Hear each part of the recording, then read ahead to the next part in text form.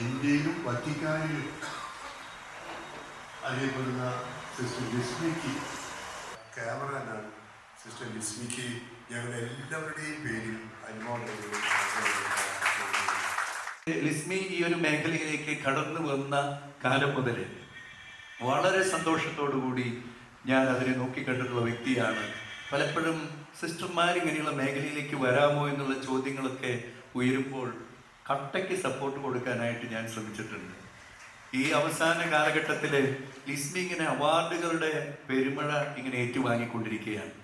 ഞങ്ങൾ ഒരു സന്തോഷം ഉണ്ടായത് ഫ്രാൻസിസ് മാർപ്പാപ്പയുടെ മരണത്തിന് മുമ്പുള്ള അവസാനത്തെ പബ്ലിക് ഓഡിയൻസ് ഫെബ്രുവരി മാസത്തിലെ ആദ്യ ആഴ്ചയായിരുന്നു.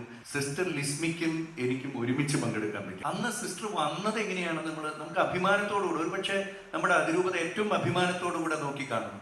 പ്രത്യേക ക്ഷണിതാവായി ഒരു ക്യാമറ സിസ്റ്റർ എന്ന പേരിലുള്ള തൻ്റെ അനുഭവങ്ങൾ പങ്കുവയ്ക്കാൻ പ്രത്യേകം തിരഞ്ഞെടുക്കപ്പെട്ട് ലോകത്തിൽ എത്രയോ ഭാഗങ്ങളിൽ നിന്ന് പ്രത്യേകം തിരഞ്ഞെടുക്കപ്പെട്ട് വന്ന്, എനിക്ക് തോന്നുന്നു അത്രയും വലിയൊരു അവാർഡ് നമുക്ക് കൊടുക്കാൻ പറ്റിയിട്ടില്ല.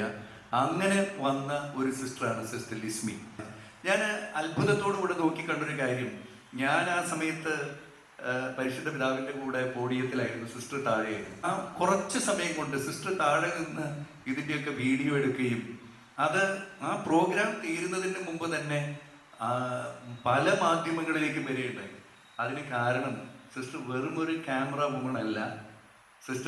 സിസ്റ്ററിന് കേരളത്തിലെ പല മാധ്യമങ്ങളുമായിട്ട് നല്ല നെറ്റ്വർക്ക് ഉണ്ട് എന്ന് അന്ന് എനിക്ക് മനസ്സിലായി. എനിക്ക് തോന്നുന്നു ഇത് സിസ്റ്ററിൻ്റെ പ്രത്യേകമായിട്ടുള്ളൊരു കഴിവാണ്. ഇനിയും ഉയരങ്ങളിലേക്ക് സിസ്റ്റർ വളരട്ടെ എന്ന് ഞാൻ പ്രത്യേകമായിട്ട് പ്രാർത്ഥിക്കുകയാണ്.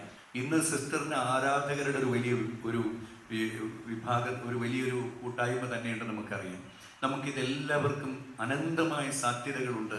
നമ്മൾ ഈ അസ്വസ്ഥത ഏറ്റെടുക്കണം, വെല്ലുവിളികൾ ഏറ്റെടുക്കണം.